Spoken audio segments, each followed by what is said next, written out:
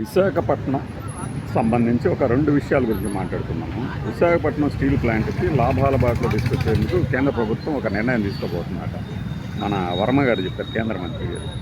దాని గురించి రకరకాల ప్రతిపాదనలు వాటి గురించి మాట్లాడుకోవడం అనవసరం. ఎందుకంటే ఆల్రెడీ అది ఎలా చేస్తే లాభాల్లో వస్తుంది అనేది ఒక నిర్దిష్టమైన అవగాహన అందరికీ ఉంది. పైగా అదేమి భారీ నష్టాల్లో లేదు. సొంతంగా గనులు కేటాయించలేదు కాబట్టి అక్కడి నుంచి వేరే చోట నుంచి తెచ్చుకోవాల్సి వస్తుంది.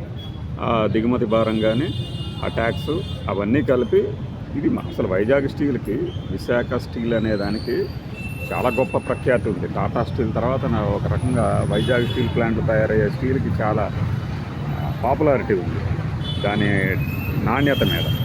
అంత నాణ్యత కలిగిన స్టీల్ ఎవడు కొనడు అంటే నమ్మడానికి ఎవడు అంత సిద్ధంగా లేడు. మీరు ఇప్పుడు అది ఒకవేళ నిజంగా క్వాలిటీ కూడా లేకపోతే బయట కొనడానికి కూడా వచ్చేవాళ్ళు కాదు కదా.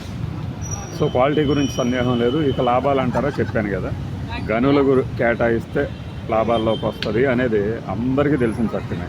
దీనికి పోయి మేము ఏదో పెద్ద ప్లాన్ చేస్తున్నాము అనడం కొద్దిగా హాస్యాస్పదం. ఇక వేరే విషయం ఏంటంటే ఋషికొండ ప్యాలెస్ ఏదో కూటమిని ఎత్తిన కొండలా కూర్చుంది అన్నట్టు ఈనాడు ఈ దినాన చాలా ఆవేదన కూడుతూ ఏదో పెద్ద కథనం రాసుకొచ్చింది. రోజుకు 1,00,000 అవుతుంది, తడిసి మోపుడు అవుతుంది అంటే. అంత పెద్ద ప్యాలెస్ని ఏం చేయాలో ఎలా వాడాలో తెలుసుకోలేకపోవటం అనేది లేదు. కనీసం మాకు అర్థం కావటం లేదు అని బిల్డప్ ఇవ్వటం ఇది కూడా హాస్యాస్పదం. ఇంకోటి కావాలని బదనాం చేయడానికి. ఇప్పుడు రోజుకి 1,00,000 మెయింటెనెన్స్ ఖర్చు అవుతుందంటే అంత పెద్ద ప్యాలెస్ని వైజాగ్లో మనకు ఒక పెద్ద మహల్ ఉంది రాజుగారితో. అది నిర్వహణ రెంట్ ఎంత ఇస్తారు? కనీసం 2 లక్షలు ఉంటుంది, కనీసం 2 లక్షలు. అట్లానే ఈ ఋషికొండలో కట్టినటువంటి ప్యాలెస్ కూడా మీరు రెంట్ ప్రాతిపదికన ఎవరికైనా ఇస్తే ఏపీ టూరిజానికి ఆదాయం వస్తుంది. అట్లానే ఏం చేయాలి అనే వాళ్ళకి ఒక సమాధానం దొరుకుతుంది. ఇది చాలా చిన్న సింపుల్ పరిష్కారం.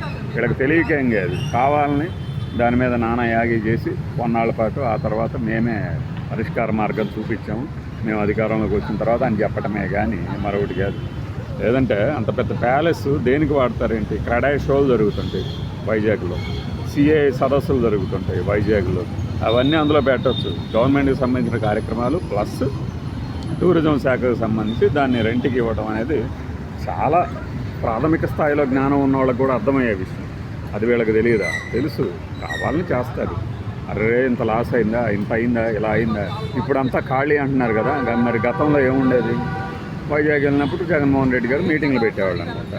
అది ముఖ్యమంత్రి చంద్రబాబు గారు కూడా పెట్టవచ్చు. ఈయన కట్టాడు కాబట్టి నేను దాన్ని వదిలేయడానికి వీల్లేదు. ఎందుకంటే అంత క్వాలిటీతో ఉంది కాబట్టి. అది ఈ 2 అంశాలు వైజాగ్కి సంబంధించినవి కాబట్టి మనం మాట్లాడుకోవడం జరిగింది. బాయ్.